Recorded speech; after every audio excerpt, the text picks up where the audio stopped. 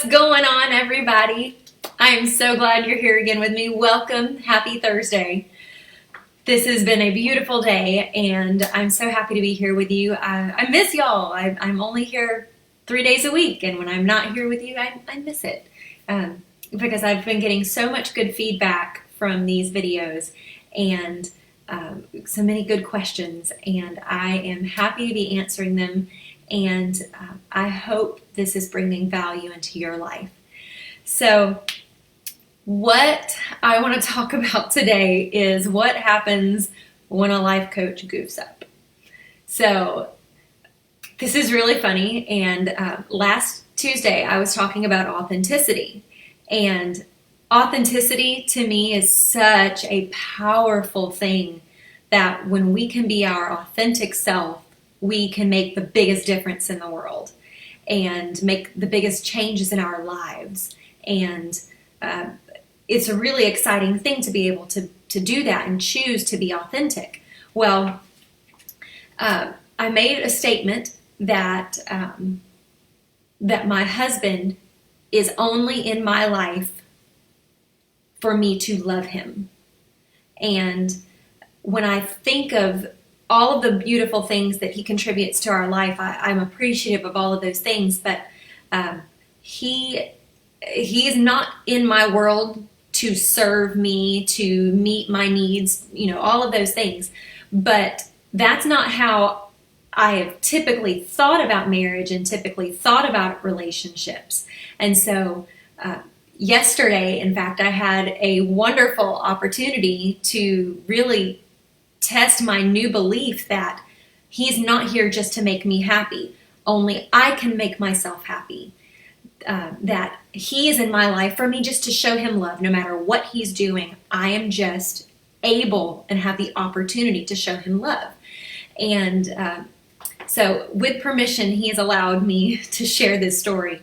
But in the past, I've been kind of vague with details and circumstances, but I'm going to be a little bit more in depth today because he's given me permission. Sorry, Jeremy. So anyway, here's what happened. Tuesday night, I left him with the kids downstairs, and I went upstairs to work. I was working for several hours. Then he came upstairs and I helped him get the kids in bed, and all was great. Okay, I wake up Wednesday morning, and I get the kids up really early, and we've got a huge day planned because I've always got stuff like to do around here and with them and whatnot. Okay, so this story. The house is a wreck. I mean, it's trashed. There are toys everywhere. There's no safe place to step. That's just the living room. Then I get into the kitchen. So the trays from their high chairs were covered in old food now that had been sitting out all night. The dishes were piled up in the sink. There were pots still on the stove with food in them. Food on the floor. The juice cups were left out and spoiled. It was, oh my goodness, y'all. I walked into it and immediately I thought, what in the world? And I was furious. Okay, my adorable, loving, kind husband just decided he was just going to watch the kids. And of course, he's been working all day, and now I can look back on that, but I was furious. And so I spun into victim mode instantly because it's something I've practiced. What you practice, you get really good at. And I had lots and lots of practice being a victim. I'm really good at it, okay? And so I'm learning how now to take responsibility for my feelings. And so I was furious. I thought, how in the world could he do this to me? Why did he leave all this work for me to do? Why am I his maid? Why is it my responsibility to fix all of this and to clean all this up? I can't believe he treats me this way. He must not value our marriage. This must mean that everything else in our life is like this. Okay, y'all, I started making the mess in the kitchen and in the living room mean so many things about me that he didn't care about me. And so, I could get mad at him for that. I made it mean negative things about our marriage, that he didn't value it. And so as a result of that, and me thinking, oh, he doesn't value our marriage, I was just like, well, what does our marriage even mean? Okay, I'm just going to be real with you because I want to be authentic. So I made that mean so many things. And as a result, I started feeling negatively about my marriage. I started feeling negatively about how he treats me. Like on and on and on and on. So because I thought he thinks I'm his maid and I'm supposed to pick up after him all the time, that made me think that, I wasn't as valuable. Like I'm just the maid, right? He can do that. I also was thinking, what a child. He's such a child. I've married a child. Okay. So when I start thinking that he's a child, how do I want to treat him?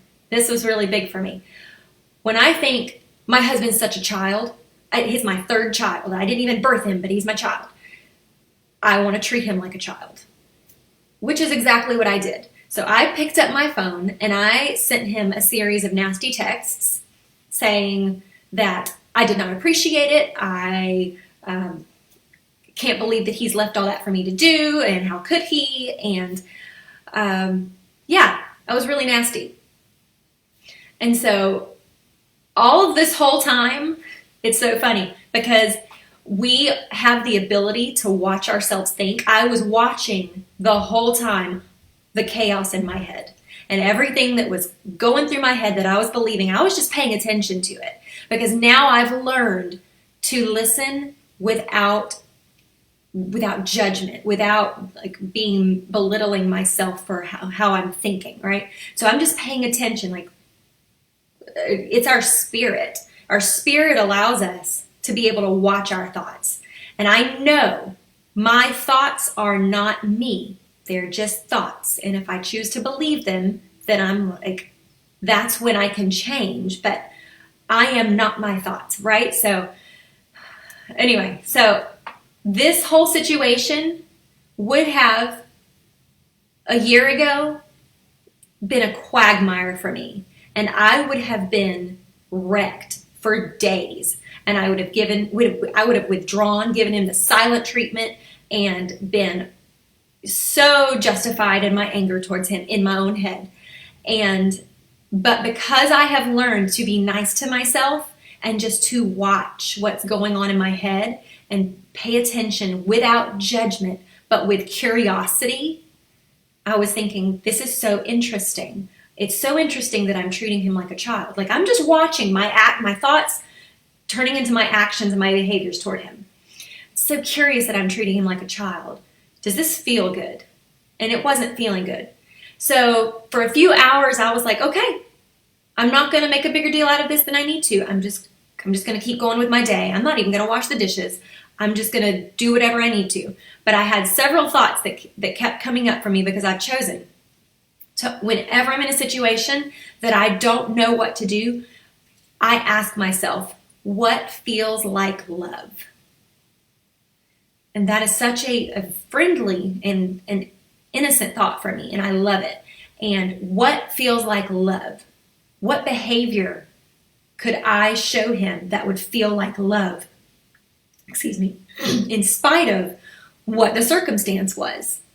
And I kept thinking, what feels like love is for me to be kind, for me to just clean up the mess, to talk with him about it later when I'm not reactive, okay?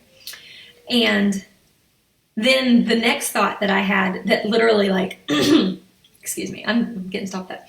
The next thought was, this was for me.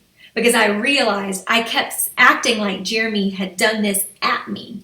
He's done this to me. He's left this whole disgusting mess for me to pick up myself. But I kept thinking, oh no, the moment that I thought, how was this for me? I was like, I literally rolled my eyes and I was like, oh my God, this was for me. It was for me to learn how to take responsibility for my own feelings. Again, because this is a lesson I'm going to have to keep learning, apparently. It was for me to learn how to love him and apologize and be kind in spite of the way that I felt he was acting. It was for me to learn that it's not a big deal. Like it's nothing to even react about. Even though I've talked to them, like I told myself I've had so many conversations. I'm sorry, my baby's crying. He's taking care of the baby. I've had so many conversations with him about this. Like, why is this coming up again and again and again? And thinking any of those thoughts just never feel good. And so I had to make a list. I went back and I made a list of all of the thoughts that I had, how they made me feel, how they made me treat him. And I realized I don't want to be that person. I don't want to be the person that is reactive and acting like the victim of my circumstance. I don't want to be the person that, even if he had left it on purpose for me, out of spite, let's say, and he's not a spiteful person, but even if he had done it out of spite, I could have still chosen to say, I'm going to clean this up anyway, and I love him no matter what. Like, that opportunity was there for me. So, and I didn't choose it in that moment because I chose to be reactive. I chose to be a victim.